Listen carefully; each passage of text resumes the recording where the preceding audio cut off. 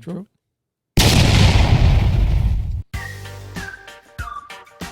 We're back. I like this hook. You got a book you want to tell us about?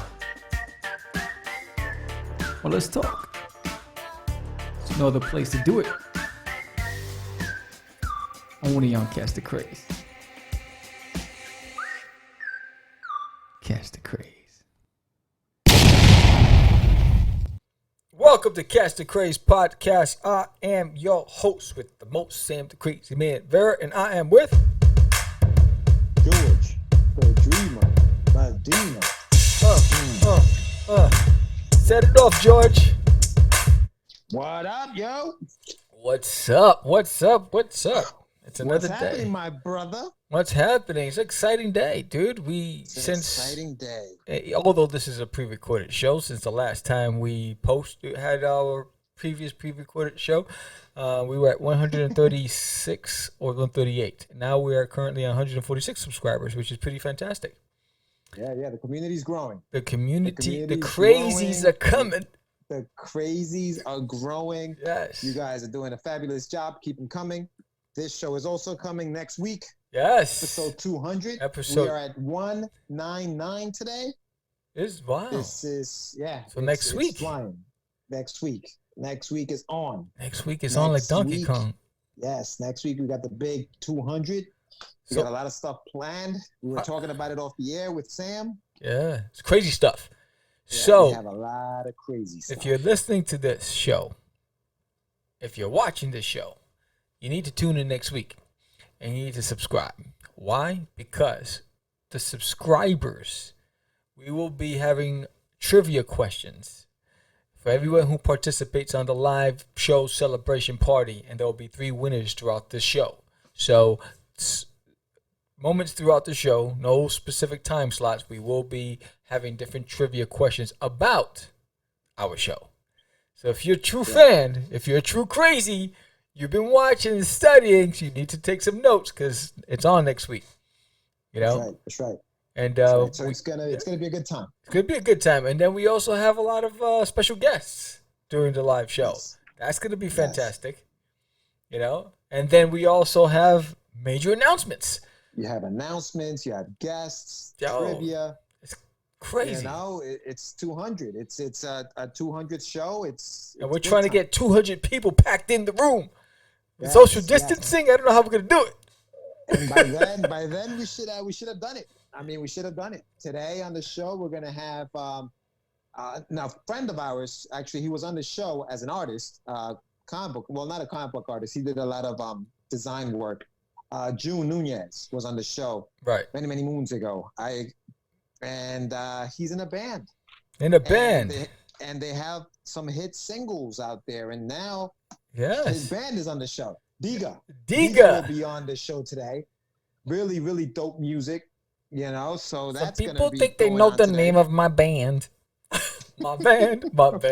All right. There he is. You haven't lost it. I never lost it. You know, it's been a while since you told us a story, Sam. You know what? I've been keeping track of this. Yeah. You haven't told us a story in a while, dude. Like, you know, I miss story time with Sam. I you know. Haven't had one of those. I have a bunch of stories too. I know. You haven't even. I'm just trying to remember. With the story. You know what's funny? I have to write them down. Like I just got to write out a sentence saying talk about this because I said, damn, there was one thing I wanted to talk on the show. I'm trying to remember. It's crazy. I just don't remember. Well, what have you been up to? What's going on in Sam's world? Preparing for episode 200. I'm doing a lot of back end, doing a lot of networking, and supporting a lot of the other indie creators that have YouTube channels, subscribing to their shows and chatting it up on their shows, and just really just working on Catch the Craze. You know. There's a huge community, man. We had Hydra Comics on the show last week. Yep. And he talked about, you know, he was talking about YouTube and subs and what subs are. And like, there's a whole language that we're still learning. You know, we're still learning. We're still developing. And I think next week you're gonna see the like more of that development. Yes. With some of the ideas that we've come up with and how to expand the show. And that's why I love having different kinds of guests on the show. So we don't have just your comic book artists. We also have artists, music artists, musicians. Yes, that's fantastic. YouTubers. Yep. Yeah, you have YouTubers, you know? So yeah, no, it's we're gonna run the gamut, and the next 200 shows are gonna be even better. Yeah, So. and I'm also working on talking to some sculptors and toy makers as well. It's what's fantastic is that the Instagram page is getting a lot of notice from a whole wide spectrum of people from different mediums, and a lot of rappers, but there's a lot of people in like gaming and cosplay, and so it's just about being able to, because our shows are recorded and we're so deep in the pipeline, is trying to get them all in, which is a great problem to have, considering. But I think it's exciting. I think we talked about it when we started this up, that it'll take a year to build momentum, and it's building momentum. And it's I look at everything cyclical, like in quarters, every 3 months. And when we started out again back in September, we're about to anniversary September, and and it's that year, that full cycle where it's just starting to take off. I think by the time September comes, we'll have tripled what we started with as far as subscribers. So that's awesome. So, and again, it goes back to people want to make sure that there's consistency there, and there's relevance. And I think what makes our show unique is that it's not scripted, and it's off the cuff, and it's fun, and there's chemistry there. And George plays the cool guy, and Sam, is the goofy guy. So well, I'm busy forgetting everything. Yeah. This guy's senile. This guy's busy wiping everything out. Horrible. Too busy. Horrible. And it's horrible. It's horrible. Especially, I'll never take you to court with me as my witness. That's for sure. I'm like, nah. I'm going to just cuff me. Just take me to jail. Nah, it's over. Dude, you don't have to worry about me snitching. I forget everything. It's like, what? You're good. You're fine, dude. I didn't see anything. He did what? He did that? I don't remember anything. Yeah, the sad thing is I have a good memory. You do? Yes. Yeah. I remember the craziest stuff. Yeah, I think you have like an extra memory. It's like you remember things that didn't even happen.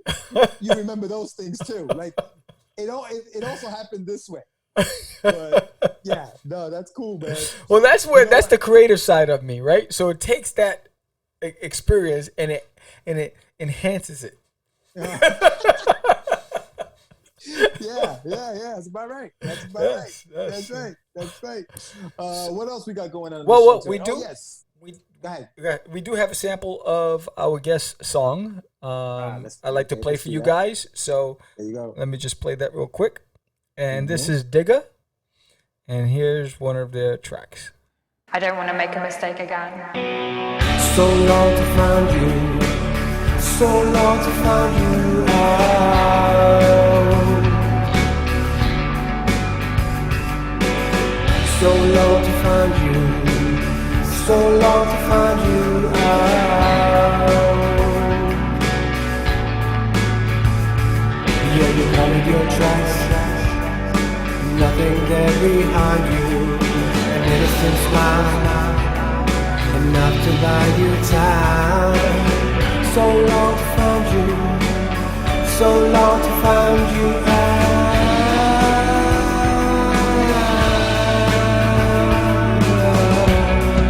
I don't want to be in a situation where I'm pouring out. That's a sample of their track. It's pretty cool. It reminds me of like a mix between like the Depeche Mode and like Serenity, and it's like you can study to it. No, it's a nice sound, dude. It's very soothing. It's very good. It's great for cross country driving. There you go. You know what I mean? It's like you got the top down, you're driving, you're just chilling with, you lean to the side and just cruising, and it's a great cruising song. Yeah, it's awesome, dude. Yeah, actually, I was talking to June. He's very excited about coming on the show, and you know, it's funny because it's like came out of nowhere, dude. I'm like, oh shoot, you got a band? Like he plays the guitar. I'm like, oh, that's awesome. Yeah. So we're gonna talk to them about that today. We have part 2 of our Get Your Meds section topic, which has been crowdfunding. Yeah. So part 2 of that interview with Mr. JD Calderon will be on the show today. Yes. DIGA, I mean, we got a fun-packed show, man. And that was a really good show. That was a really good segment, the part 2. I enjoyed part 1. I watched part 2 earlier today before I took my afternoon nap. And I was like, huh? And I loved the perspective of understanding the levels of the offerings per donation. You know, like and his perspective on it and why he chose specific levels and amounts. What he found to work versus, and I think that his answer was, you know, wait, don't ruin, don't spoil it for the guys. Yes, we have to play that. We have to play that, and then we'll play that funky music.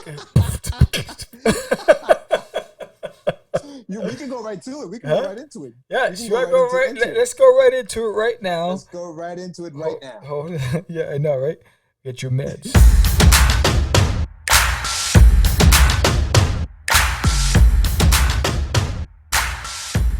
It's time for your medicine.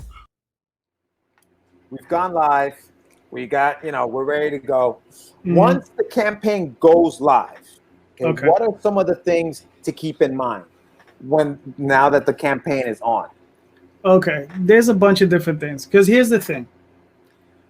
The first campaign I ever did, I was looking for $5,000. Okay, now I raised it, but it was 30 days of hell. Because I stressed myself out. I really did. I was on Facebook every day like a demon, contacting everybody and his grandmother, back my campaign, sending out private DMs, doing all the stuff you're not supposed to do. Oh, shoot. Right? Because like if you send out too many private DMs, they're like, oh, he's spamming the universe, right? Yeah, so, right.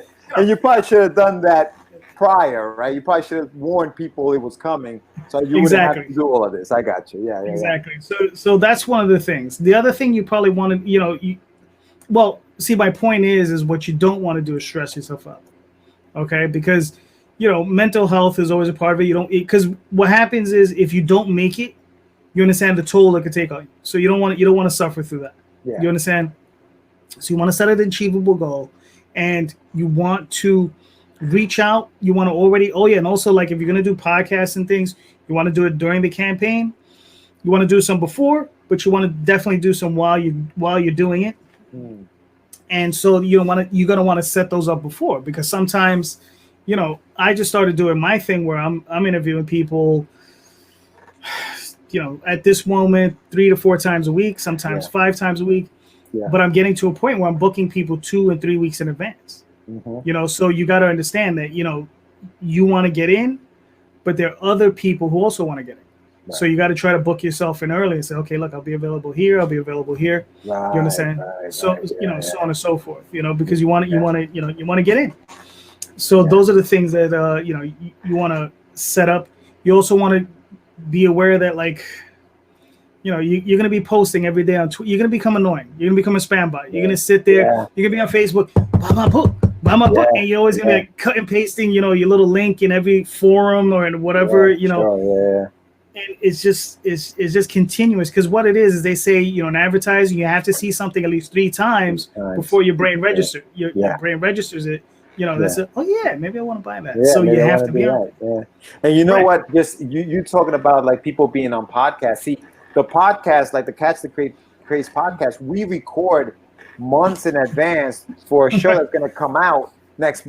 So we're recording interviews now in this would be June, end of June, for August. So if you have a Kickstarter that's going on in July, you may not want to be on my show. You may not want an interview today because people are not going to see that thing until August, and by then your campaign will be will be done. So I guess that's some of the stuff that you also have to ask some of these podcasters. Hey, when is the show going to air? Because I need to know that for my campaign. So definitely while the campaign is going, you want to promote, you want to get back on these podcasts that you got on before the show, just as a follow up. Now, do you recommend a video or just photos? And I think I know the answer to this, but talk a little bit about the difference between the two things and what you would recommend. Right. Now, when you say video, you mean like a video for the Kickstarter? Yeah. For the campaign? No, you definitely want to make a video. You do. They've already done like studies where they've shown that you get more if you have the video. The funniest thing is that half the people don't even watch it. That is the funniest thing. I don't think I've watched any of the videos that I've seen on the Kickstarter. That is funny, dude. That is funny. Yeah. How long should a video be if you are going to do a video? No longer than 60 seconds, meaning no longer than a minute. Yeah. And you should try to keep it to 45 seconds. Because I guarantee you, most people are going to turn it off after 15 seconds. Yeah. Holy cow, yeah. So you really don't have much time. That ADD kicks in quick. Yep. That ADD is like, well, some of them aren't even watching it. So it's just, I guess pictures are nice too. You just scroll down and you look at those photos, maybe pick the most impactful images that you have of your book and put them up there, I guess. Yeah, well, that you should do that anyway. Yeah. So you're going to do both. Yeah. You're going to do both. Yeah. But I would definitely say get that video on it. And like I said, make it short and sweet. Do your quick elevator pitch and just stream some images along with it and just pop that sucker up. Yeah. So when you're filling, I guess there's information that you have to fill out for the campaign. I know when I did Indiegogo, it kind of walked you through it. It was like a fill in the blank type of thing where you kind of say, okay, they ask you questions, you fill it in. That's exactly, I guess, how Kickstarter works and how most crowdfunding campaigns work, right? Where you just kind of fill in the blank. Yeah, it's a wizard. You just go through it. Okay. This is your campaign. This is this. It'll pretty much walk you through it. It's pretty easy. They also have tutorials, which if you're new to it, you should probably take a look at them. Yeah. They'll just walk you through some of the basics. And yeah, you should definitely do that because I've never done it. Oh, great. So here's another one for you. We talked earlier about the I guess the incentives, right? Right. How many incentives is too many? How many is too little? Is there like a sweet spot? Is there like a number of incentives that you should have for your campaign? See, yeah, because I've definitely done some with too many. Yeah. And too few is like 3. Okay. Or even 1. Like I've seen some campaigns, they just have 1. That's not enough.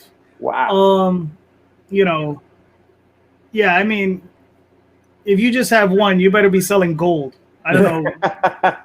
Right. People. What's the number you recommend? Like maybe 7, less than 10? Probably 5 to 7, I would say. 5 to 7. You probably 5 to 7. Yeah, I would definitely keep it there. I know mine's probably run like 7 to 9. So yeah. But I've been trying to chop them down. And so, like, what are you offering? Like, what are the strategies behind these rewards? Like, how do you say, okay, this is what I know. For a while, people are like, oh, name the incentive, give each incentive a title, and make it sound cool. You know what I mean? Like, so, like, what are some of the things you're offering in a Kickstarter?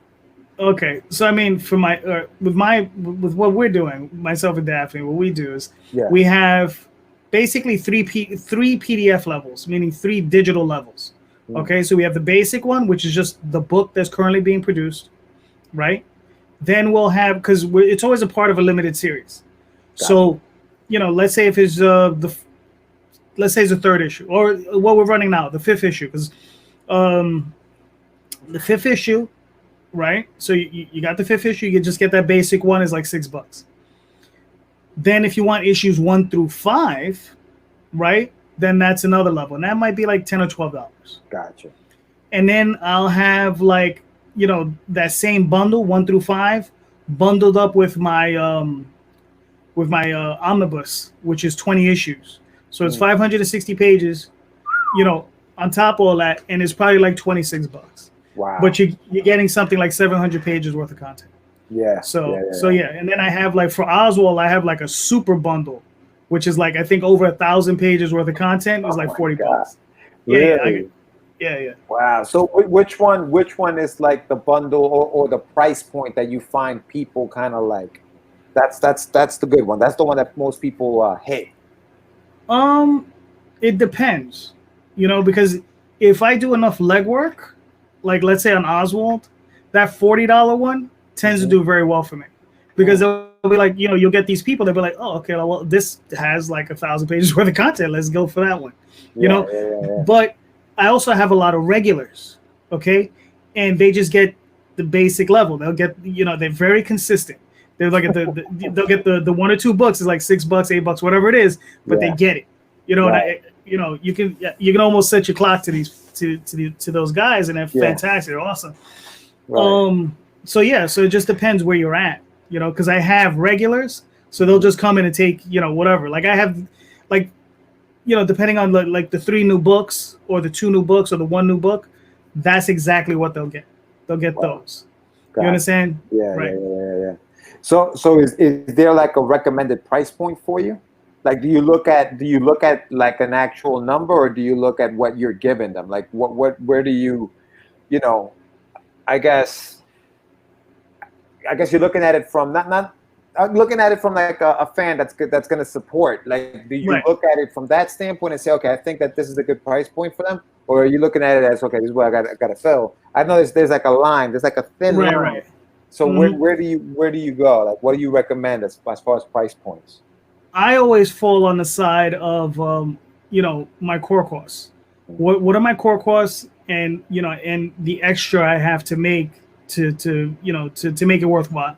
Yeah. You understand? So I mean, and I would say stick to that, because you can always sit there and be like, oh man, it would be great to offer this book for $5.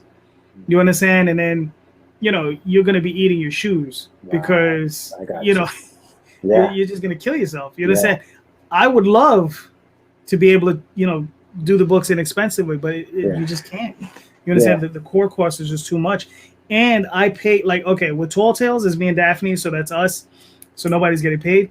But I do the Oswald Chronicles, where I am paying an artist, and that's not cheap. So I have to try to make as much money as I can to try to, like, to keep the project going. Yeah, no, and that's the thing, paying the artist, because that's part of like what you're talking about, the core cost, right? So like, I know that sometimes we'll think, okay, listen, if I offer something for $10, maybe it's so low that a lot of people will want that, and then they'll pay $10. So if I have 100 backers at $10, that's $1,000 right there. So is there any like true logic to that kind of science? Is there, what I mean? Like, no, it doesn't make any sense. Don't do it. Don't just say $10. I know I'm going to get 100 people at $10. Right. Because the thing is that, like, you could have a $200 level, right? Yeah. So for maybe like a sketch cover or something, if you're an artist, you're gonna say, I work with an artist, so she does the artwork for me. Marry your artist if you get the chance. Yeah.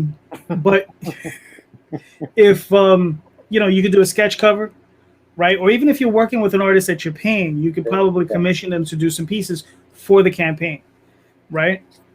And sometimes that's a real value to the fans. You know what I'm saying? You're going to have some fans who are willing to spend more to get something unique for themselves. So what you might want to do is like say, okay, talk to your artist and listen, what would you be willing to do for this? And then you bump that up, you just double the price on whatever they're charging, you just double that price.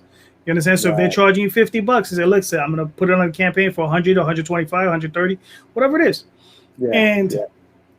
For the fan, that might be a huge plus, because like I said, they get something unique, and some fans are really interested in that. They want that unique thing. We have regular customers that always buy the sketch covers, and they just come in and says, boom, I want that sketch cover. And that's what they want, so they pay the extra. I think for you, I think it makes sense for like you said, your regulars, because they have everything else. to them, that's what makes whatever they're getting unique is that sketch cover. Yeah, I have that book, but this is a different cover on that same book that I've read. Maybe I don't even have to open this book up. It's just there for the cover kind of thing. So I guess that does make sense for your regulars. See, and I think that's key, man. Having that, like you call it regulars, the people that that campaign is up there, and they're going there to support that campaign to get, even if it is that sketch cover. Have you guys offered anything other than sketch covers, like stickers or pins or anything like that? Do you have levels for that kind of stuff?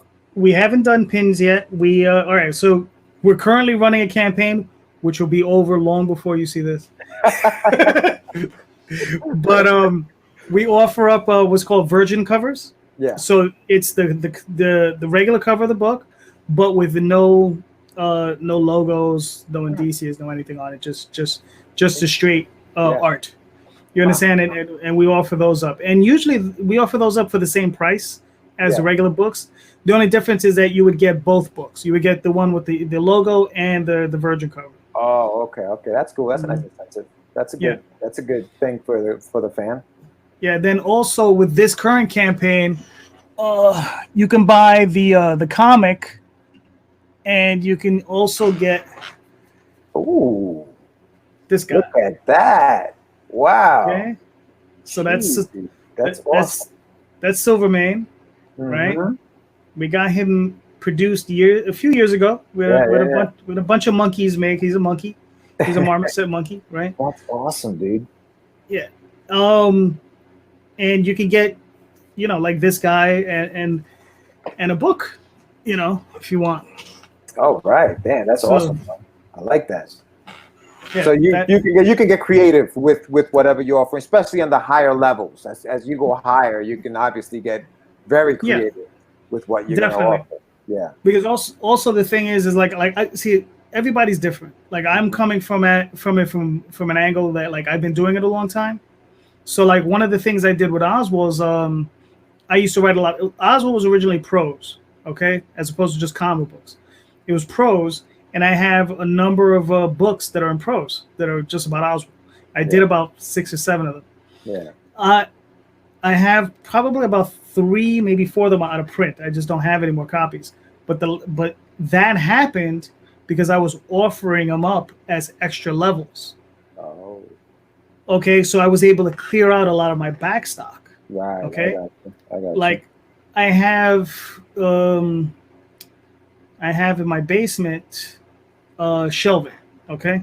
So now, all right, these shelves are probably 3 foot by 2 feet. Okay. And I had triple rows of these books from one end to the back. And I had at least 2 to maybe 3 of these shelves. So you're trying to move them. Right. Today, I only have about 2 stacks on one shelf. Right. Okay. So instead of being triple decked, it's only double decked. And even that double is not even really double decked. It's more like a deck and a half. So, I've managed to clear out a lot of them over the years. Yeah. Of producing. So it depends where you're coming at. If you have the material, offer it to your fans because they're going to be interested in what you've done in the past, and especially if it's referring to what you're doing now. Even if it's just like even a stretch goal, you could just get like, what, anybody who buys a physical copy, I'm just going to give them one of these. Yeah. You know what I mean? Just throw it in. That's what I was actually going to ask you about too. And we're back. That was a really, really, really informative. If you're looking to do crowdfunding, then you need to watch this. Yeah, no, it was good, man. It was good. Now you can spoil. Now you can tell them what yes, what you were gonna I say. think when JD said, I think the answer was right on point. It all depended when you said, which denomination you felt was the most consistent or the most appealing to the donor. He said it all depends on the I guess the product and the or whatever it was. Because one thing I took away was there's no perfect science, but it's about the consistency of your part to make sure it's a daily grind for those 30 days. Yeah. You know what I mean? And that's the thing. You have to grind. You have to grind the work before it, you know what I mean? Even before it starts. And then once it starts, you're still working on getting those numbers up. Yeah. And that's what I wanted to talk to him about, especially like you said, with the levels. It's like, how do you know? How do you know how many you have? How many you know?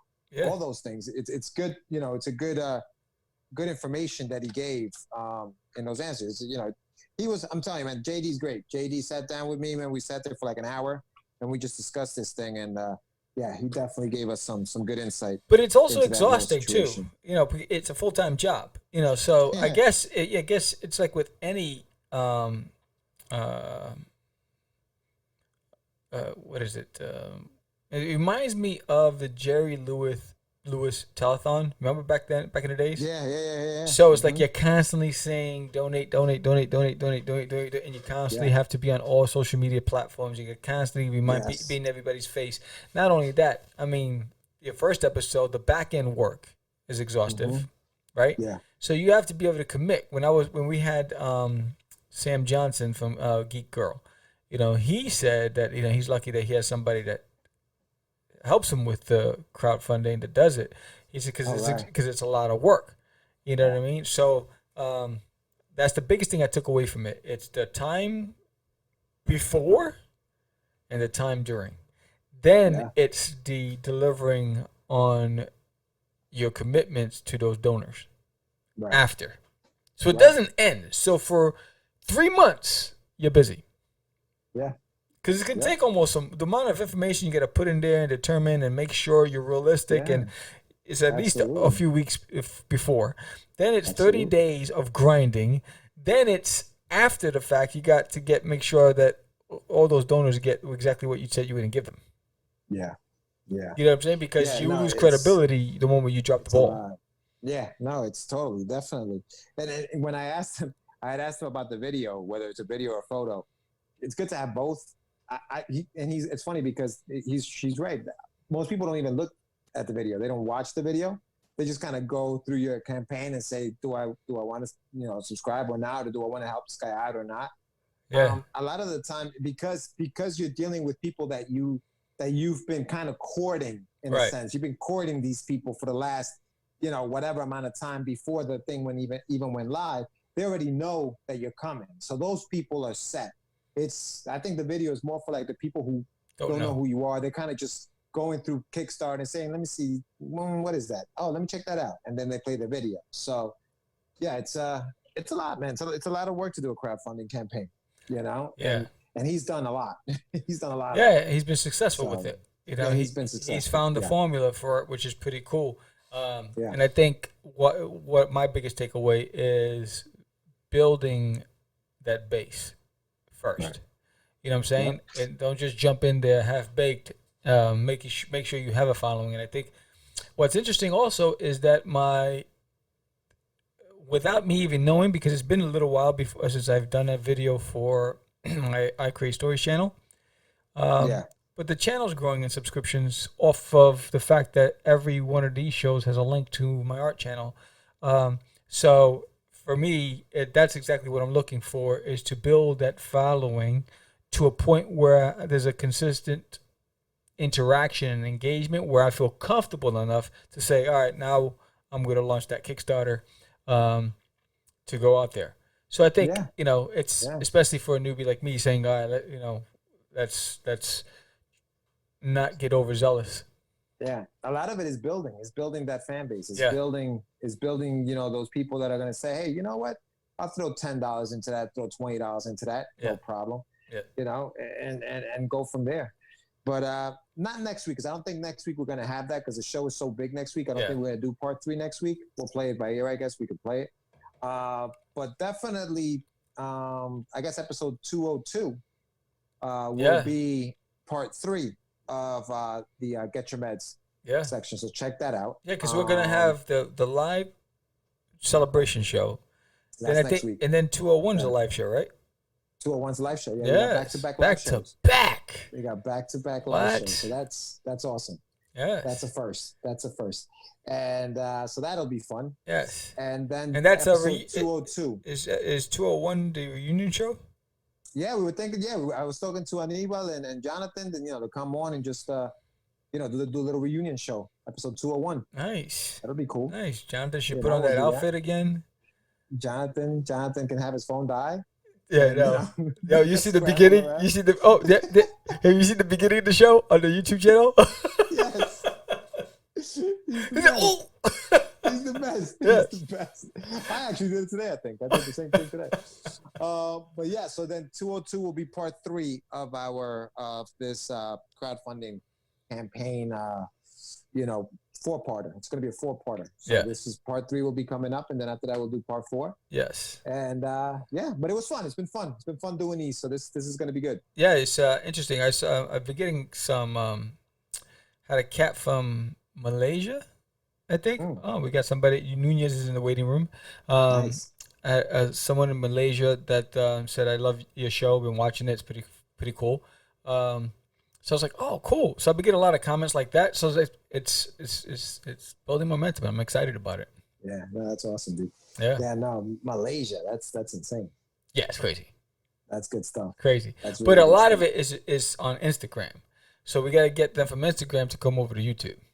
Because people are very apprehensive about clicking out of Instagram when they see a link to go to YouTube. They're like very apprehensive about going over. So I'm like, they want to stay on Instagram. I'm like, you can only go back, but we were talking about. Sometimes, you know what I've noticed? Sometimes what happens is when you hit that link from Instagram into YouTube, you're not necessarily signed on to your YouTube, whatever. So when you hit subscribe, it asks you to sign on, and they're like, Sometimes forget it. People are like, forget it. It's too much work. Remember my password. I don't know my password. He said, "What do you want, dude? You want my money now?" It's like, So sometimes I think that's what happens. It's just the pain he has to kind of like, Yeah. because they want to hit subscribe, Yeah. bam, but there's that extra step that gets them, that sign in step. You know what I mean? Yes. So Instagram, you gotta do something about that because you're killing us. You're killing us, Instagram. Yeah, it's You're good. killing us right now. Killing me. So so I'm not gonna do any more Instagram ads to promote the show. I'm just gonna do my own promos because it's not translating over to YouTube, and so we're just gonna do what we normally do. It's just grassroots and building the community and getting the word out. Yeah, because I've ran the numbers and nothing's working from those ads other than the Instagram channel on my Instagram getting more followers, but not the actual YouTube channel. Yeah, and it's because Instagram allows me to put up 15-minute clips. So people are getting those clips and they're enjoying it on Instagram. I'm like, all right, but I put the clips of saying for the full episode go to here, and they're lazy. Like, oh, that's too much work, man. I'm telling you, it's that extra. I think it's that one extra click. Yes. That gets them all the time. It Yes. gets me sometimes. I'll be honest with you. I'm like, oh, I don't know what my password. Then, but if you really want it though, you'll go into YouTube, and you'll find the channel. So Yes. there's still that chance that some people may still want to do it. So Yes. Where's the love? Where's the love? Man. Don't give up. Don't give up on them. Yes. We have faith. We have faith in you. Yes. Oh, well, I guess it would be nice if I can touch my body. All right, George. All right, George. I hear you. I hear you, brother. Yes. Oh man, no. So we have June. You said June is waiting. He's in the waiting room. I don't see the other peeps yet. So maybe I'll go to commercial. Yeah. And when we come back, we should have them in there. So I'll go to the Craze in 10 or less. Hopefully that's a commercial.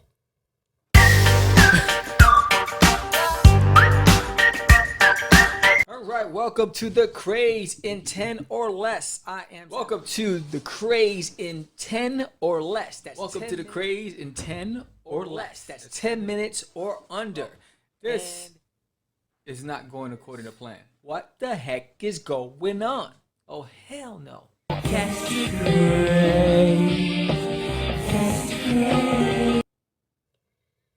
All right, so we're going to let our first guest on. And when the band shows up, we'll let them in as well. There you go. All right, so let's go. If I can get my mouse to go. Oh, there you go. Boom. All right, so we are admitting Mr. Nunez. Hola! Hello there. Howdy.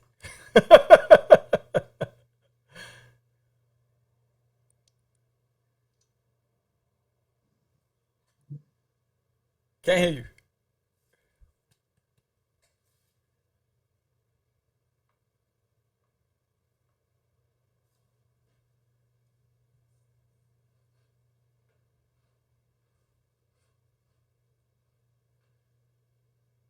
We're experiencing technical difficulty. Please stand by.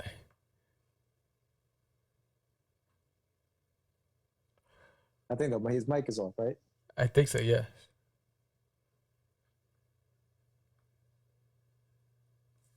He has Zoom will always. the look that John had. Yeah. Oh, that dude, you hit him with the chat in this thing. Listen, All right, so I see Snoopy. I see. Let's see. Is that David Bowie? Let's see. David Bowie. I see Funko Pops.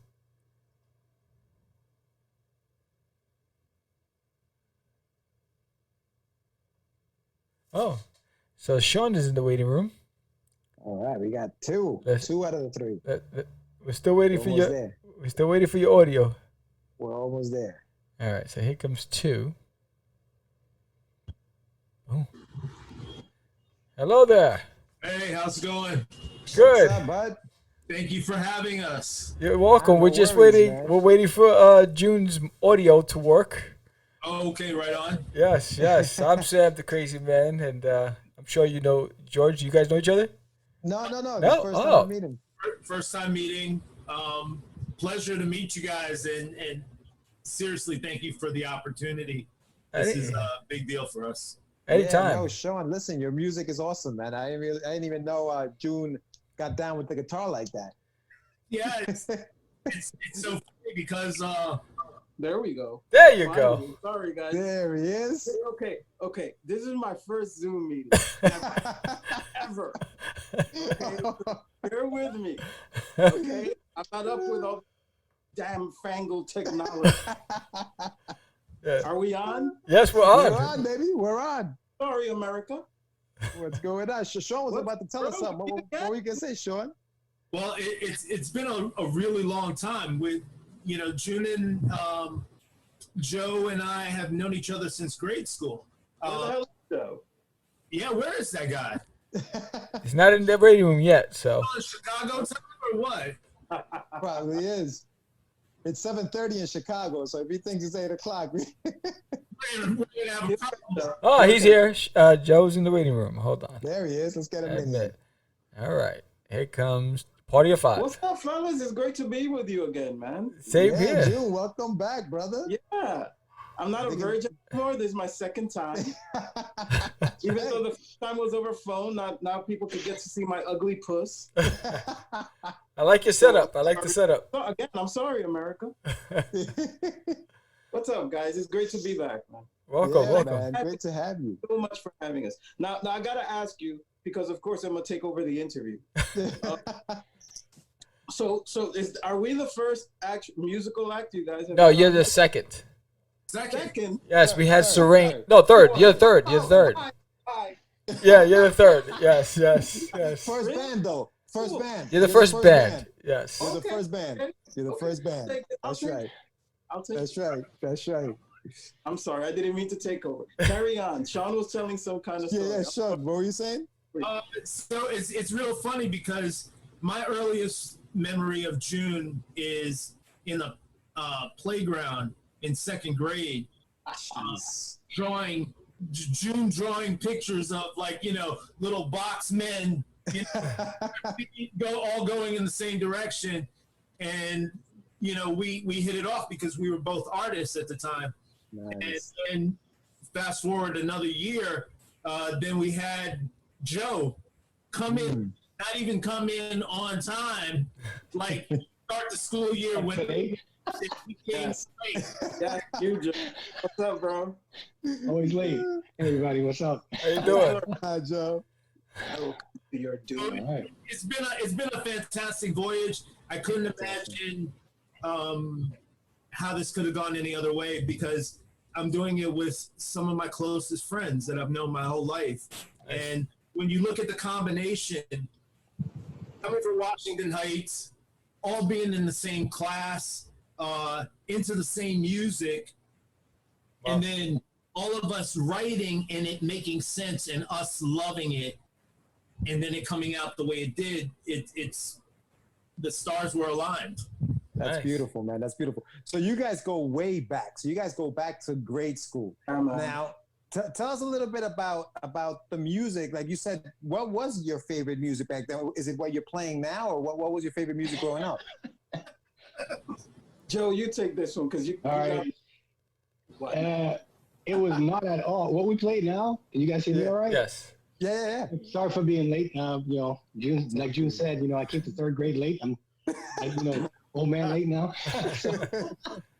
But no, like the stuff we play now, it's very different from what the stuff we listened to growing up.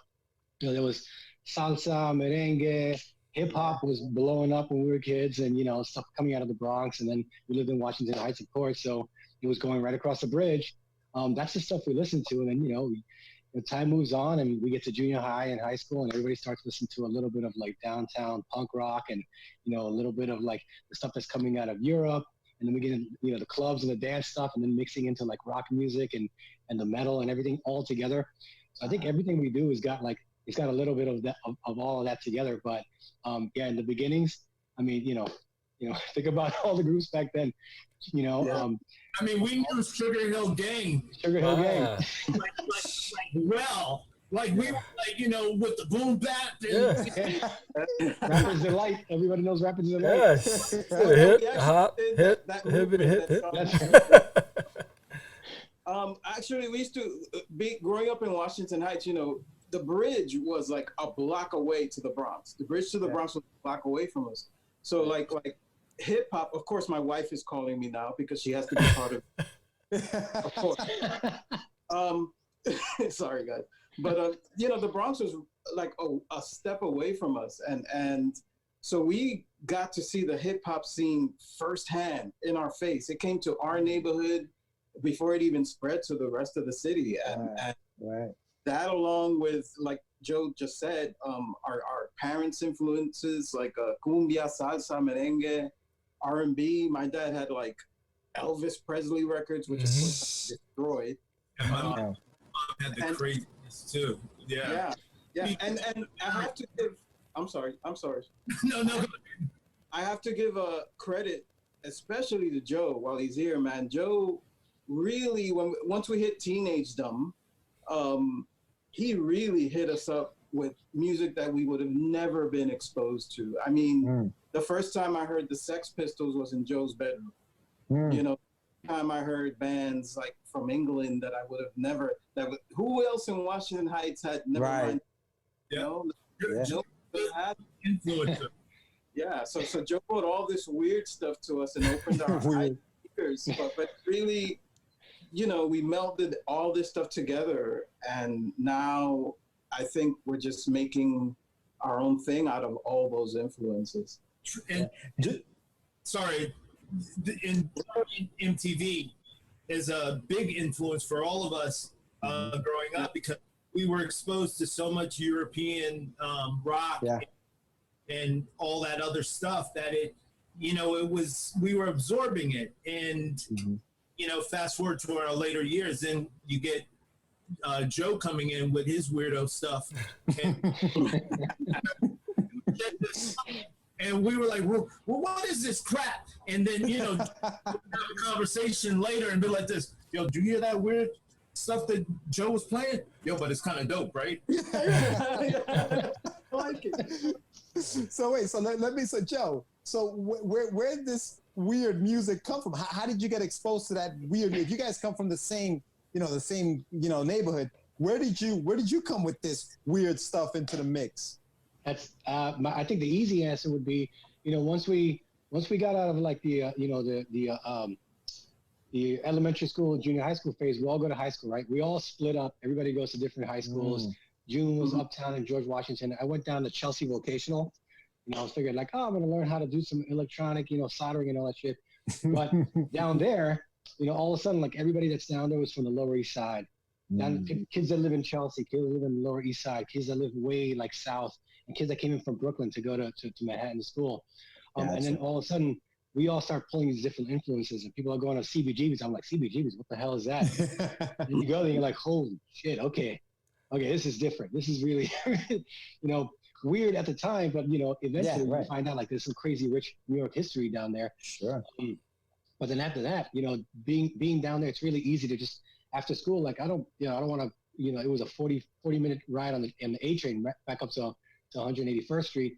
Yeah. So instead, we just hang out downtown a little bit, go to record stores, see what's go to St. Mark's and see what's kind of happening out there. St. Mark's, People were really nice down there. You play your tracks. It's like, it's like little high school kids. They just want to just kind of hang out and see shit. And before you know it, we're buying like singles and bringing them back. And all of a sudden, it's like, oh my God, there's a whole world outside of the neighborhood. Because growing up in New York, it's like everything that's in your neighborhood is it. Anything outside of that, it's like it's otherworldly. But and this was the day when this was pre-internet.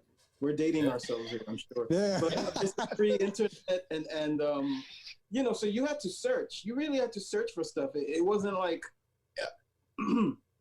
a lot of these obscure bands that we would have never heard from. If you weren't reading about them in some like underground fanzine or some foreign magazines like from the UK press and such, you wouldn't even know they existed. So you had to search back then, like, and one you would hear one band and it would kind of lead to another. It's like, oh, I like this stuff, I want to find more. And next thing you know, you're going through all these CD or record bins and you're just trying things out. And it was very trial and error back in the day, right, Joe? Joe was some crazy stuff, man. And there were some times when I'd walk out of his apartment like, I think I've just been violated in some way.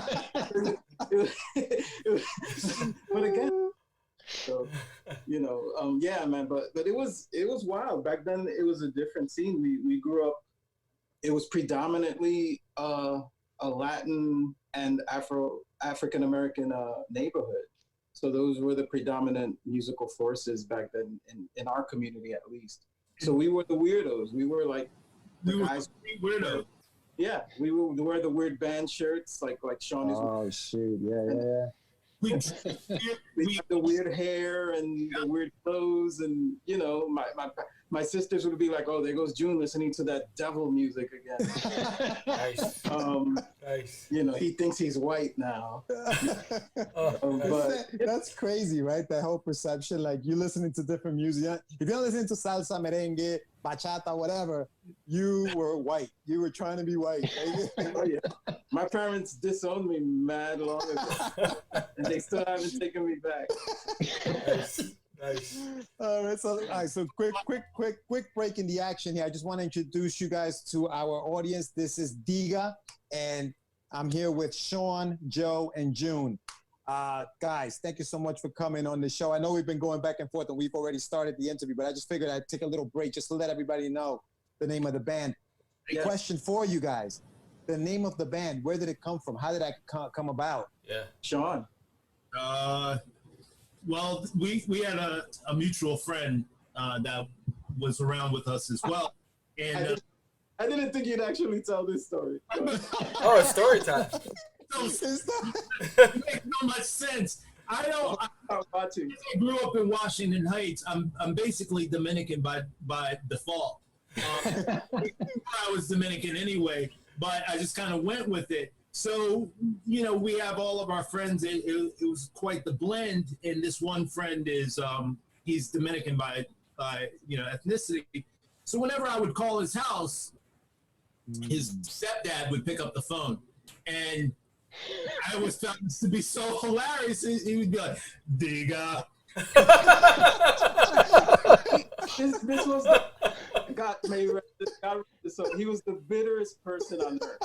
It was like in a very low, and it was like it was forever burned in our heads. So was like, we gotta name a band DIGA. So it's an homage. It's an homage to him. Yes, that is awesome. Peace and thank you. That is amazing. You had to use the name. It was something that it took years and years for it to actually take place, but it was always there. I was like, DIGA, whoa, gotta use that somehow. That's dope. That's dope. So when did the band actually form? So I know you guys have known each other for a long time, but when did DIGA actually form? Well, actually, okay, going back in the day again, because we have a lot of back in the day. We actually never were in a band together. Joe, Sean and I had a band back in the day called Kelly's Interruption. And while Joe was doing his thing in numerous other bands, and we never actually played together until recently. Like as long as we've known each other, and as long as we've been, as long as we were supportive of each other's musical lives, we always went to each other's gigs. We always supported each other. But as far as DIGA, Sean and I hadn't played for a number of years. We played on and off for over 25 years.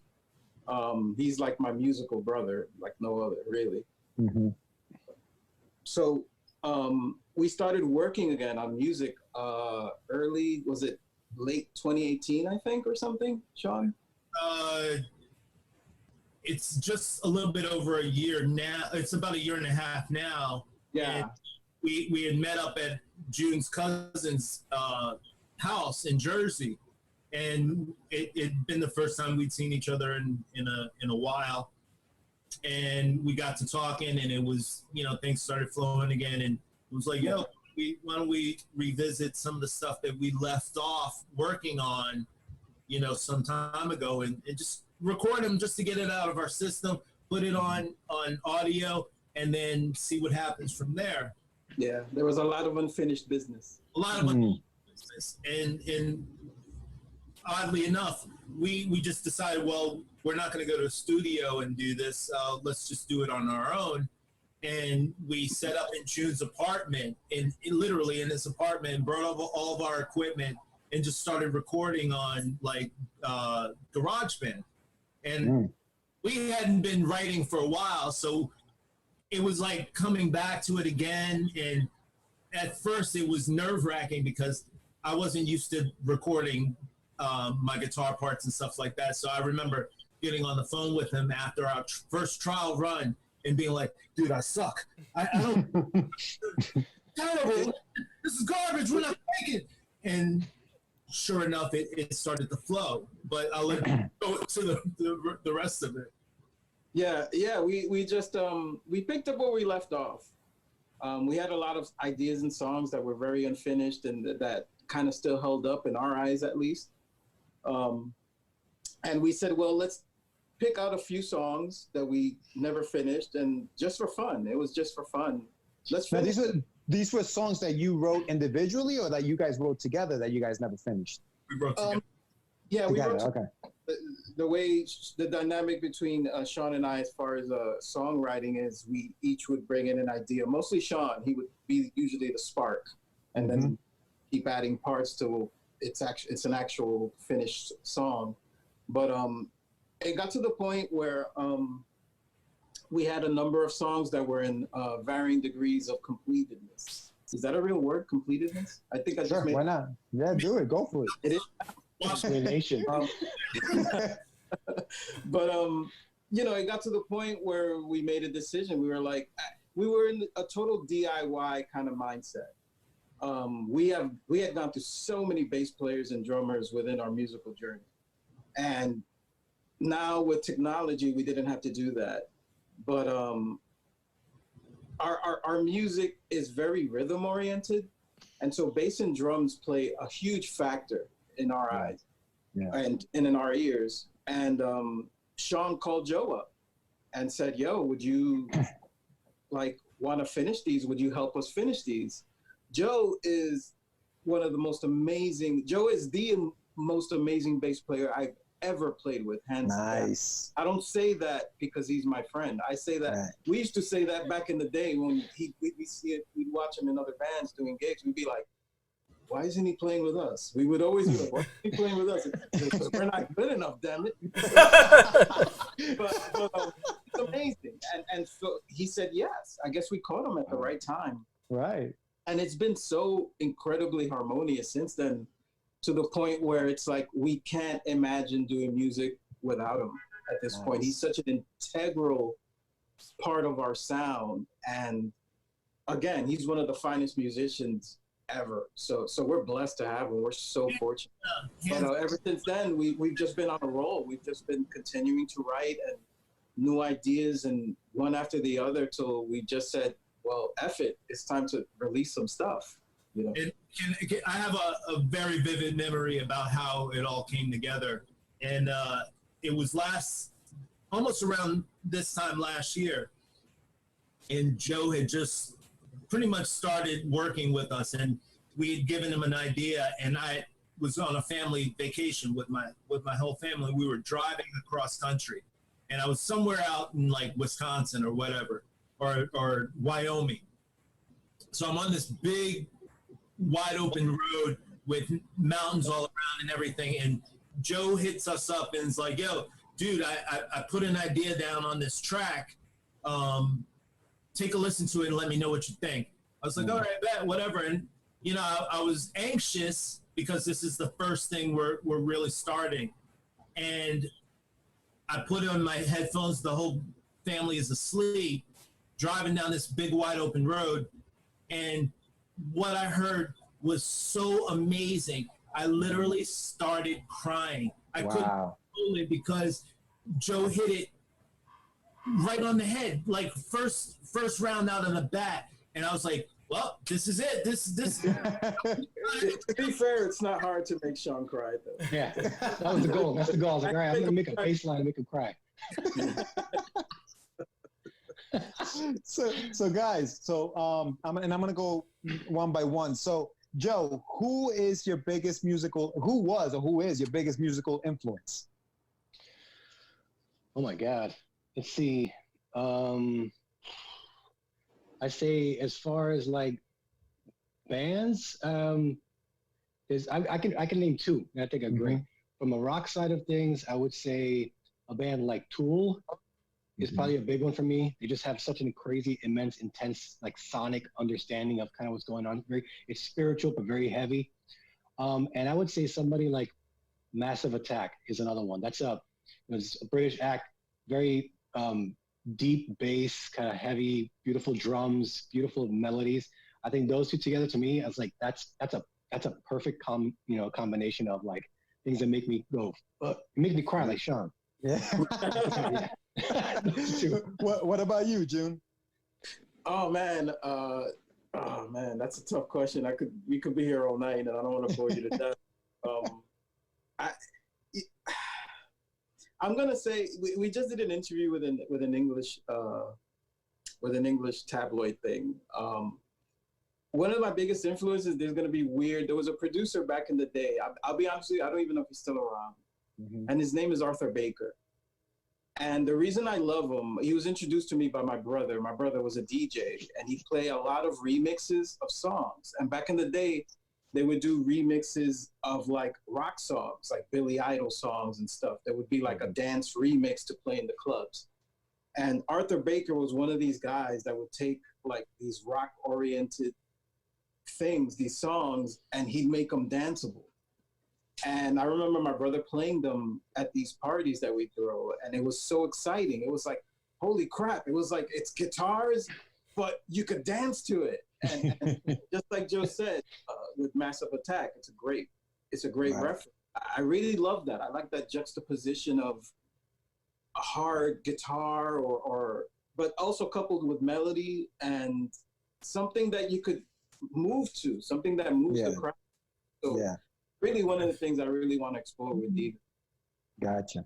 What about you, Sean? If I don't add, like, it's probably like 5 or 6 bands altogether. If I don't add one of them, it's almost like I'm not being real to what makes me me. But I would have to say the earliest with the Beatles, because that was the first band that I ever heard as a kid. My mom was a weirdo. She was a hippie growing up. And she played me the Beatles' Abbey Road album, and my mind never came back. I just I just got lost in that. And then once MTV came around and I heard U2. Oh yeah. That was, U2 was huge for me. Like playing like The Edge was like a mission. June put me on to The Cure, June and Joe. And then I would probably say Smashing Pumpkins, and lastly, I would say Swerve Driver, which is a UK band that was huge for us throughout the 90s and helped like our structure, the way we write, how we sound. Those, without those, I couldn't say anything. You know? Yeah, no, I hear you. I was actually watching, and this question goes back to when you guys were talking about writing music. I was watching this show on HBO, and they were talking, it was like a tribute to Juan Luis Guerra, right? And they were saying, and I think, I forget who it was, one of the guys there, I think it might have been Fonseca, one of those guys, was talking about poetry, how writing is poetry. But one of the hardest things for him was to convert that poetry, because he felt I was a good poet. I could write poetry. I'm good. But putting a melody to that poetry was what was tough about writing music. Do you guys find that the same way? Is it hard to put words to lyrics to music?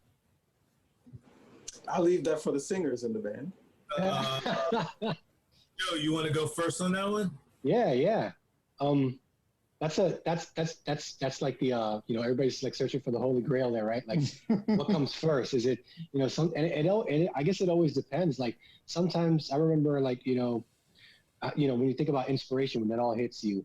Yeah. I remember taking the train and going down to school and then coming back home. You had that crazy long ride, the A train, when you're going from 59th to 125th. There's that big gap, right? Yeah. So the train's moving. You've got these rhythms going. And you've always got a little something in your head. You're like, oh, I could hear something. There's something happening.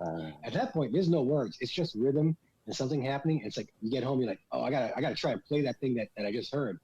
And then sometimes, you're watching a great film, or you get inspired by something, or somebody said something like God, that's a great lyric, and you write that down. So it kind of depends. But sometimes I'll have like something that's got a good groove going. I can hear something happening. You play it on keys or on the bass, and then I got nothing, 0 words. I'm like, it's just gonna sit here, and someday it'll surface again. And then something is the other way around. Like, this is a beautiful lyric, and I got some shitty music to go to.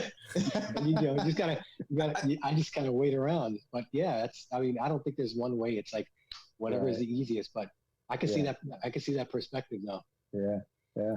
I always did things the complete opposite, because I've kind of figured myself as more of a guitarist and songwriter than I am a lyricist. And I would write, June and I would come up with, I would have a riff, or he would have a riff, or whatever. We build out this idea into almost a full song.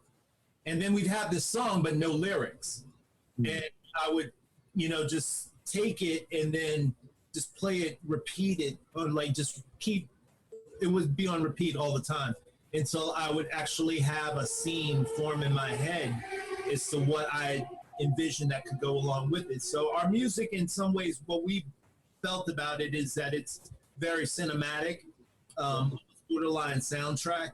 So in that way, it kind of helps us put a story behind it, because the music is almost like telling a story in itself. And then you can take whatever you've been feeling emotionally about that song and then attach lyrics to it. But that's not the easiest thing on the planet to do. It's right. Yeah, that's what I thought, man. That's what I thought. One of the things I love, I'm sorry to cut you off, I just have to add, one of the things I love about our thing with DIGA is that there are 2 vocalists, and they do equal parts. Like Joe and Sean are 2 very different lyricists, but it just gels. And I think they complement each other so well, and they do all that work that I won't do. So it works out for me like gangbusters. So I just want to tap into that for a minute, because prior to the show, we played your one of your clips, your songs. I would hope so. Yes.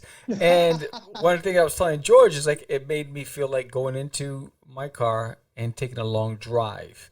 like Oh my with God, the that's window great. down, tilting to the side and just cruising.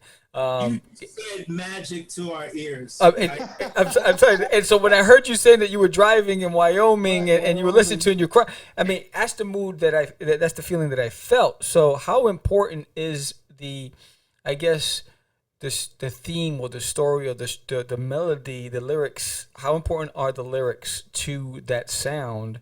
Because you guys really captured it in the song that we played. So how important is that to you guys as you move forward? It's a pretty big deal. I guess that's our kind of theme, so to say. That's our thing, is really being cinematic and allowing yourself to go on a journey with music. And whether you be in a car or wherever because we live in a culture now where you just have headphones on all the time. You can go from one place to another and be trapped in a world of music and have that take you somewhere. So with what we've been doing, it's just the natural gel of how we all work together. We've been creating this cinematic sound. And with that said, the lyrics have been working out really well. Like it's just come together that easily. We have 2 releases, Ghosts of the Deep, which is our newest one. And it's, as June would probably say, it's like paying homage to David Bowie's Space Oddity, where it's, basically about an astronaut that gets, that's on a voyage to whatever, the moon, whatever, and things go horribly wrong. And somehow or another, the music really fits the lyrics of the song. And then with Compassion, Joe started the lyrics on that. The song had been around for quite some time, and Joe was like, "Let me take a stab at this." I'm saying, "Olay, my man, just take that, please do." And he came back with this perfect sound, like the perfect words and everything. And we had basically wanted to have 2 songs blend into one. So Joe has the first half of the song, which is one particular way. And then I started to sing the second half, which is a very different melody. Or it's all in the same key, but it's everything is different. It's almost like what is it? Soft Cells, Tainted Love, and whatever, the 2 songs in one. Yeah, we were going for that dynamic with that song, and thankfully, again, having 2 lyricists, it drove that flavor even more home. We managed to pack 2 songs into one, but it happened, or at least to us. I don't know, your taste may vary, but I think it's very seamless. It feels like a song still. I mean, but man, they're so good at what they do, these guys, with the lyrics. I'll jump in with background vocals when I can, but nobody wants to hear too much. And all of a sudden she was like, "Yo, I'm gonna take a stab at it." I'm like, "Woo!" Y'all have been trying to get me to sing for years, and I was like, "Oh no." I had enough trouble with guitar, but seeing as I was doing it at home and no one's looking at me while I'm doing it, it's all good now. Yeah, I mean, I got the sense that you guys have been playing forever together. When I listened, like, I would never have known that you guys parted ways and came back. It just felt like it was such a natural feeling when I listened to this, and it's just it sounded like seasoned pros. Thanks. It was very flawless. Little does he know. It's funny. It's funny because just to piggyback on Sean and Drew's points earlier. Sam, when you mentioned the lyrics, the importance of it. Everything that we've been writing. When Sean and June approached and said, "Hey, you want to play bass? Are you interested in working with us and writing with us again?" Part of it, when you say, like, it sounds like we've been together for years. Part of it is that we've known each other since we were kids, right? Since we were like in the playground at PS 132. When you have that, that background, that history, you got no problem whenever somebody's playing something or they give you an idea, you're like, "I don't know, that kind of sounds eh." or it sounds great. You're like, you slap your boy in the back. It's like, oh my God, this is dope. This is great. And you push each other on. And when it's so, you're on, you have that a straight up honesty. It says like, look, man, I'm gonna bullshit you. This is kind of Or they hit me up and say like, I don't like that. And they can tell me like, drop it. Or, and it's that sense of honesty and being real with each other and saying, if it works, it works. If it doesn't, it doesn't.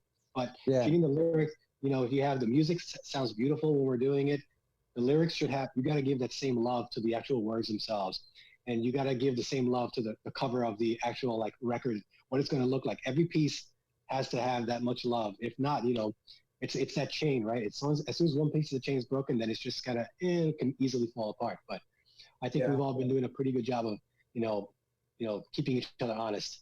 That's awesome, man. That's probably it, right? Awesome. You have to, in a band setting, and we've learned this, each of us, I'm sure, in our own experiences in music, have to put your ego aside. You have to learn to put pride and ego and know when there will always be things that you want to fight for, but you have to know why you're fighting for that. Right. In other words, is it about ego, just filling up your own head, or is it for the greater good, for the song or for the band? And that has to be the focus. The focus has to be the music. It has to be about what's going to work for this song, what's going to work for this artwork, for this promotion or whatever. And and it goes hand in hand, just like Joe said. Where I'm a graphic artist, this, you had interviewed me before. I'm a graphic artist and an artist by trade. But I've been learning so much through this experience working with Joe. He has a background in marketing. And he was very focused about our aesthetic, and it's talked so much about planning how we're going to present ourselves to the world. Right.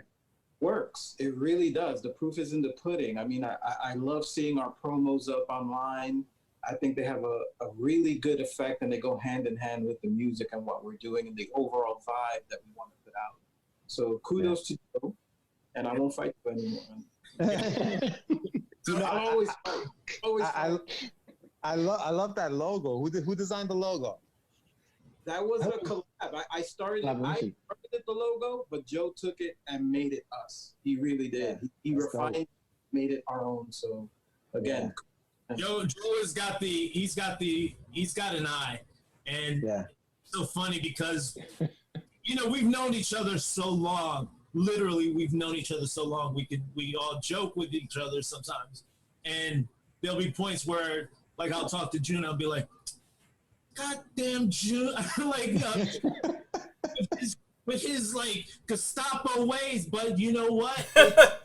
It's I love it. I love it. I mean, I can't imagine us doing anything other than the way he's laid it out for us. It's worked so perfectly. Like we've had so many compliments about the aesthetic, the brand, stuff that I didn't never really think about back in the day.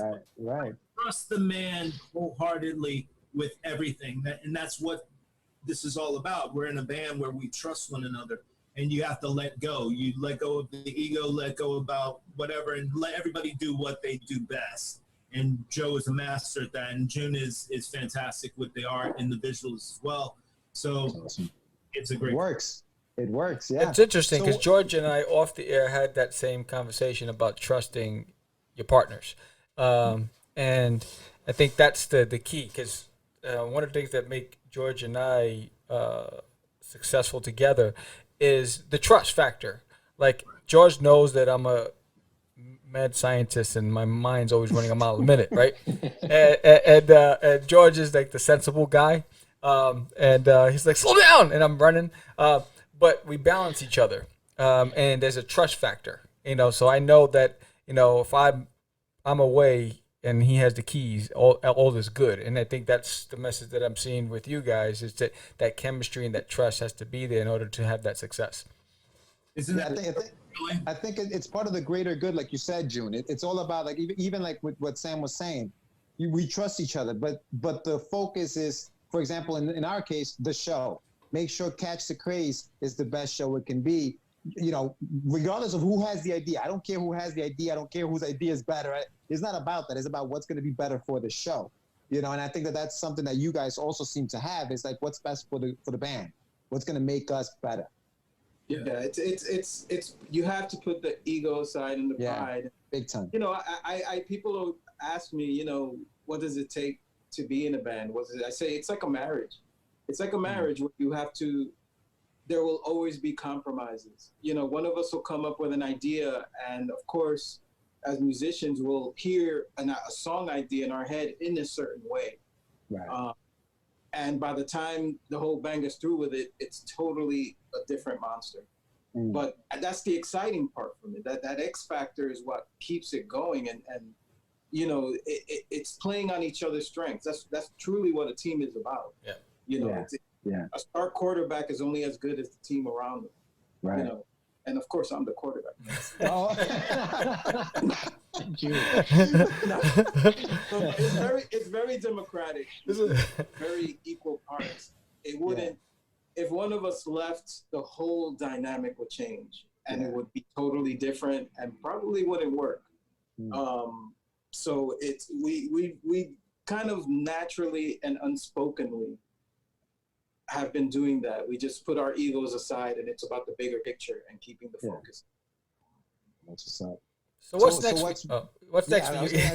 Same exact question. Go for it. Things work in sync. They have balance. You it's almost like you're so on point that like one person starts and the other person's finishing. We're finishing each other's sentences. We're like, wait, what? Go ahead, Sam. Ask the question. So I'll say what, you say next. All right, so what's next for you guys? Like, what's the next step in this evolution for you guys? Well, our plan for the rest of 2020 is we're releasing a new track every 6 weeks. Nice. One of the most important things that I wanted to set up when Sean and I started working again and eventually joined up with Joe, and we're all in agreement, is that we wanted to have a good number of stuff done before we even released our first track. Because we all have lives, you know, God bless Sean and Joe. They both have children, they both have families. I have my wife, we have our day jobs. So it's the kind of thing where anytime that we get to devote to this is precious, and we have to make it count. So we formulated a basic guideline for the rest of the year. We're releasing a new track, like I said, every 6 weeks. And people ask us like, oh, I want to hear the album. It's like, there's no album. And for the foreseeable future, because we want every song to stand on its own and be its. So we have tracks going into December, and then after that, God knows what we're going to do, because by then we're going to have quite a library of stuff. So one of the things we touched upon is, you know, it's a very digital world. Everything is streaming. Everything is in your computer, on your phone and such. But us being old bastards like we are, at some point we would love to compile probably our first tracks, or the year's worth of tracks, 2020s, into a vinyl EP. So we'll see about that, but for the foreseeable future, that's the plan. Let me know, dude, because I got a record player in here that I'm trying to use. So you guys put that vinyl out, bro. I'm ready. So reignite the whole Sugar Hill Gang cover and bring that. Nice. So June, when we talked about having you guys on the show, we pre-record the show, guys. So this show won't air until August 21st. But I think that hits on a 6th week, right? Isn't that like something coming out around this time? Yeah, our next track, Pound of Flesh, will be out on August 7th. Nice. So that'll be the track, and then right after that, we have a release, I believe, around the 18th of September. So it'll be right in between it. So it'll be perfect timing. Yeah, that's awesome. Pound of Flesh, huh? Yes. It's not a form. A pound of flesh with some Swiss cheese. Yeah, nice. All right. That's awesome, dude. That's awesome. So wait. That's for sure. Yeah. So who comes up with the titles? It depends who's pretty much writing the lyrics. But I gotta say, Sean is quite the man with song titles, man. He comes up with, I'm like, where in the world? Pound of Flesh was his. That's it. And I remember, I think when we were close to completing that track, and he considered changing. He was like, "I think I'm gonna change." I was like, "Don't you dare!" I want people to think it's a porn. Outstanding. But it depends more who comes up with the lyrics. Right. So between Sean and Joe, usually when we start a song or a riff and it's in the works, we'll give it a working name, like a working title. Yeah. Then it might end up changing by the time the lyrics go in. So it's, it's off flying by the seat of our pants when it comes to lyrics. Okay. So, But it's, going forward, the next batch of music that's coming out, for us, it's so exciting because it's real funny. We recorded it, we wrote it and everything, and some of the stuff has been well recorded for months now. They've been sitting waiting to be released, and I find myself having conversations with them like, I can't wait until the new song is I'm excited about it. John is very much the impatient of the group. Yeah. He's like, no, now it has to be now. Let's do it now. Yeah. I'm like, Yes. it works again, like you guys. It's that dynamic where, one of you is a crazy mofo and the other. I won't say which is which. Yes, that's pretty awesome. So, are you guys looking at doing like a video for one of your songs? Yeah. Oh yeah. Yeah. We have stuff like that planned. We've been talking video. We've been talking having more of a video presence. But since we're doing everything on our own, everything's in-house between us. And that's one of the things that I'd like to explore. So I'm learning like video editing and certain software to be able to do that, to keep it within our group and have it totally be our vision. But that'll come. I think that'll be one of the things for next year, is we'll have more of a presence, and you'll be able to see our lovely faces more. Yikes. I think next year is kind of everybody's thing. It's like 2020 is pretty much shot, but for some reason or another, it's kind of been a curse and a blessing for us, because it's allowed us to basically do everything comfortably without the pressure of like having to play out and do a bunch of gigs and things like that, which will have its place for us. But right now we're just really focused on putting out the music and releasing it in a way. And the other flip side of it is people are home a lot more. So they're not as distracted as they probably could be if there were no such thing as a pandemic. Right. But right now they've been able to, listen to the music a little bit, unfiltered, I guess, and more focused. And I think, I believe that's been a blessing for us. And like June said earlier, we just received our second UK review and interview just today. It just dropped today, and that was like a big deal for us to to be accepted or to be reviewed from the UK, which is a big that's huge. That's huge for us. That's huge on our release too. Yeah, we're influenced by so many bands from over there. That, it's a big thing for us. It's small to you, but it's big for us. No, I think. No, it's been great. We've had a very positive response with our first two releases, bigger than we thought. People really seem to be taking to the songs, and we can't ask for anything more. My girlfriend is British, and I'm telling you, the influence that England has had on music and bands and things like that is something that I didn't even realize how much impact they had until you're actually like they listen to a lot of that, a lot of that old school, band. And I'm like, wow, like come on, the Beatles, the Stones. Yeah, the Killers. Like you have tons of this, you know what I mean? Yeah, it's crazy. So now you guys looking to self-distribute, get picked up? What's your business strategy? We've kind of talked about it. I'm sorry, go ahead, Sean. No, I was just gonna say, Joe's been kind of quiet on this lately. Let him take the hard. Well, yeah. The mad scientist. What is your business strategy? I think, our focus from the beginning. I think the thing that I think we've all been trying to keep tabs on ourselves on was to write. Have as many songs out there as possible.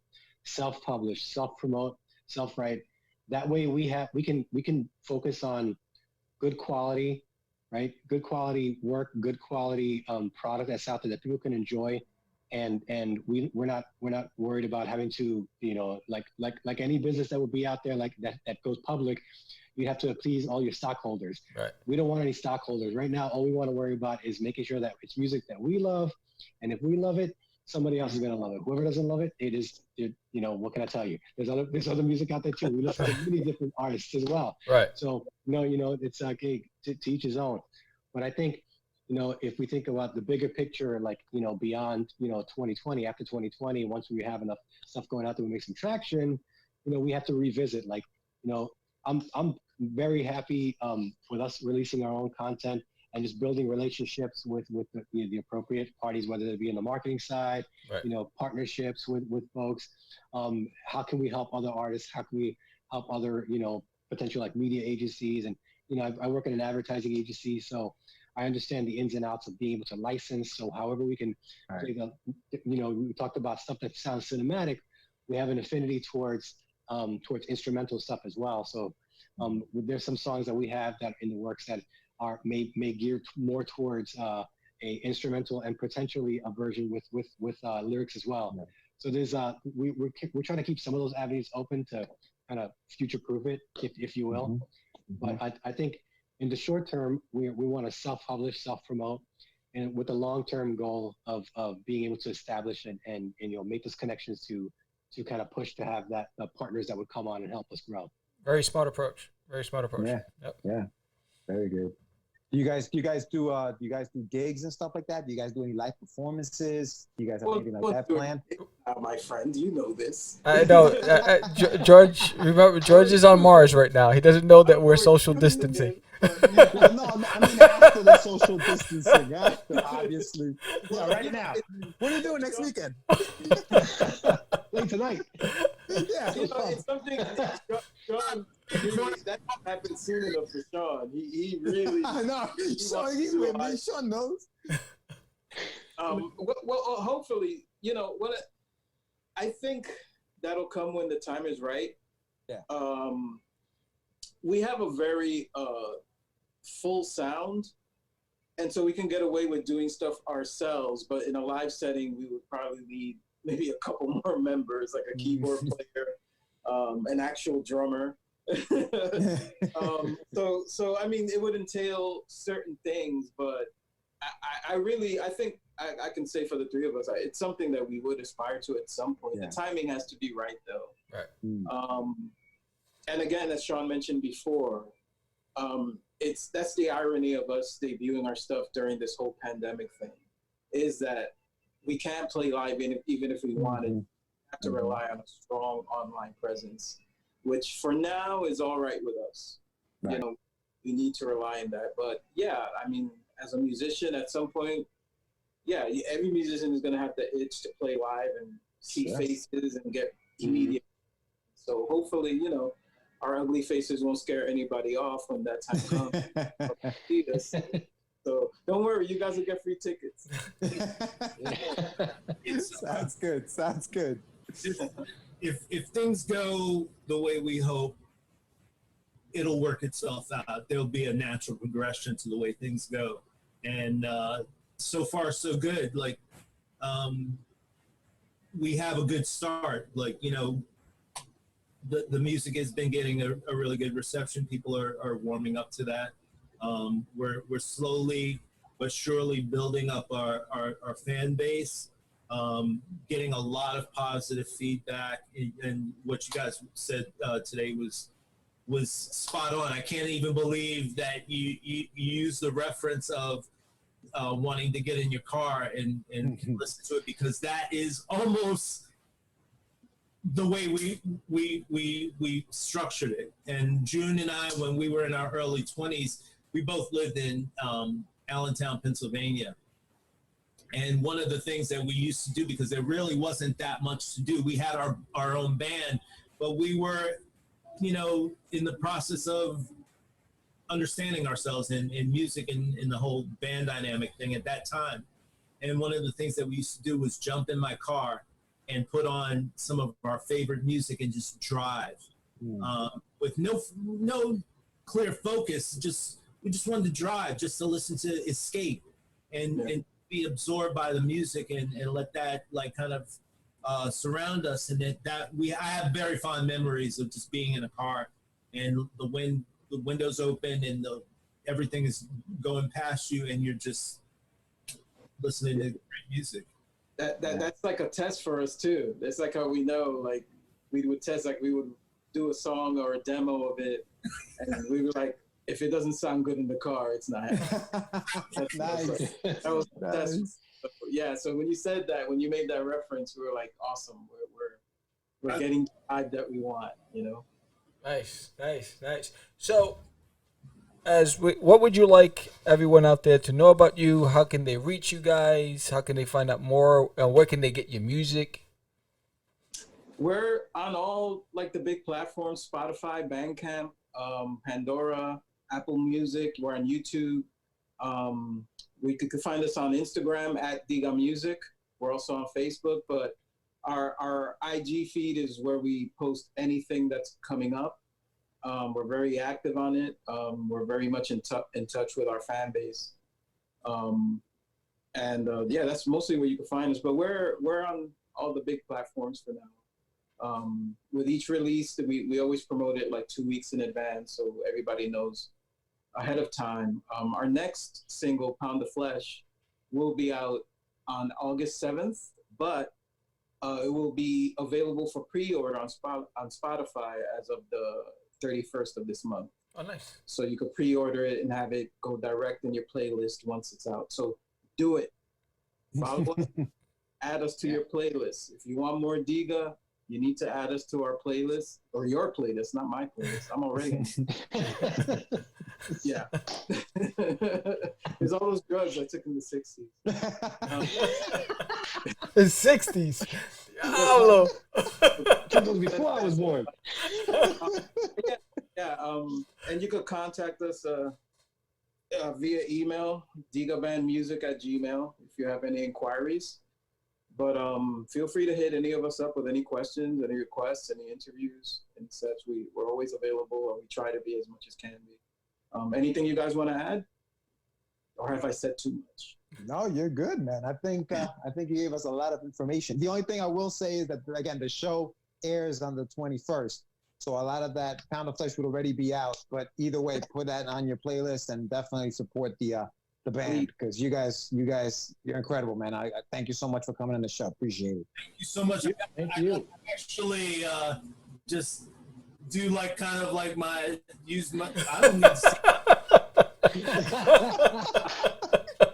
This is going to end up being on our Instagram feed. You'll probably see your pictures up there, but this is so much for this opportunity. It's yes, a blessing, and you guys were like incredible. Like, you really are very good at what you do. Like, thank you. Thank you so much. Really, really man, I love the show, man. I love the show. Thanks, dude. Congratulations, you got the 200th coming soon. 200. Yes. Huge. Yes. And it's just a testament to how hard you guys work, man. You got a good thing going. Please keep doing it, man. I love to watch. Thank you. I'm Great, still man. trying to get Thanks, George Gene. to dance with me, but George he keeps playing it cool. I'm like, come on. I can't hear the music. Yes, but yes, definitely, guys. You guys are amazing. I do love the music. I swear to you, when I heard it, I was like, wow, this is. I just want to get on the road. But you guys really nailed it, and I see a lot of big things in your future. This is DIGA. Your logo's amazing. Your strategy's amazing. Your marketing strategy's amazing. And you guys got the chemistry to make it work. So much success to you guys. Thank you. Ghost of it and Compassion available now. But then you gotta set yourself up for Pound of Flesh. It's not. It's not. Pound of Flesh available now. There you go. At Katz's Deli. That's hilarious. Take care, All right, guys. see you Thank guys. you so much. Appreciate it. You got it. Oh, there you go. Boom. Yeah, that was man, talent. I really enjoyed this interview. Yeah. Because it reminds me of us. Back in your days. It might not, but it reminds me of us. It's like they worked together, went their separate ways, came back. It's that same story. I think 2000, although it's the year of the crazy, right? So you think about catch the craze, but it's like it's the year of the nuts, right? So the world went crazy, pandemic, shutdowns, just hatred, all this crazy stuff. But it's also the year of the comeback. Yeah. When you think about it, for sure. CAG is coming back. Catch the Craze came back. Yeah. DIGA, the guys came back on the show. Yes. Yeah. It's like it seems like it's the year of the comeback. I mean, Bad Boys came back. You know what I mean? So it's and I think the music is pretty dope. I like their philosophy. I love how they balance each other. You can see how they complement each other and who's taking on what. It's pretty dope. Yeah, no. They and there's something about friends from when you're a little kid, right? There's like that level of trust, that level of respect, love. Yes. That's your boy. Like that's literally your boy. Like if you grew up, if you were like 7 years old when you met this dude, it's like now we're friends for life. Like these guys are friends for life. They're actually doing music together. Like that was beautiful. They've known each other forever. They had their own bands, even separate bands. And all of a sudden they're like, yo, why don't we just do this together? And this is what it is. I thought it was funny when they said they're like, why isn't Joe playing with us? And just like, maybe we're just not that good. Yeah. We just gotta keep it real, man. We're just not that good, dude. Dude, the music is great. The music is great. If you follow them on DIGA Music on Instagram, he had a post a couple of days, and the post is like and it all starts with a riff, and it's just the beginning of a song that they're working on, and you're like, yo, you want to hear the rest of it, and that's what I love about creativity. No matter what you do, whether it's writing, comics, music, whatever it is, there's always something sparks that creativity. You know what I mean? And it's like what you do with it after that is what matters. Yes. And no, these guys are awesome, man. I can't say enough about them. This is this is one of the highlights. It's reason why I love doing what we do. It's because of that. Those stories. Like I can listen to these stories, all day. There's like so many questions that you have. And it's the birth of something. You know what I'm saying? Imagine a year from now, these guys are like the top of the charts. Yeah. Right here on Catch the Craze. You know what I mean? And that's awesome. That's exactly how it can happen. Yes. You know what I mean? A year from now, exactly. You're right. They may be touring in Europe. Yes. And we're like, June, you got time for an interview? Dude, I'll try. What happened to our tickets? I thought we were getting tickets. He's like, have a Coke and a smile. Tickets? Yeah, we're going to play you episode 199. He says, watch us on YouTube. Okay. No, but that was an awesome show. And you know what's great about this show is that it leads into next week's show, which is the 200th show. Whoa. So this one was great. The next one next week is going to be even better. And dope. You know, we just gotta keep doing it. Just gotta keep doing it. Yes. Come on, let's do it. Do it. Do it till you're satisfied. What it is. Wow. Okay. All righty. Just like that damn Sam. He said he did it again. This guy. Oh, boy. I'm Sam the Crazy Man Vera. George the Dreamer Medina. Don't forget to subscribe. Hit that bell. Show us some love. I'm out. We're going to... It's just easy. It's not. Crazy. I'm so crazy. You so crazy. Acquiesce. No, it's talking about my friend Acquiesce. Say my name, right? This is what you were thinking? Yes. Oh, you describe me? You said I'm the idiot. What? Catch the Craze. You're listening to Catch the Craze. You're listening to Catch the Craze. To Catch the Craze. You are listening to Catch the Craze on Catch the Craze. You're listening to Catch the Craze. Candy girl.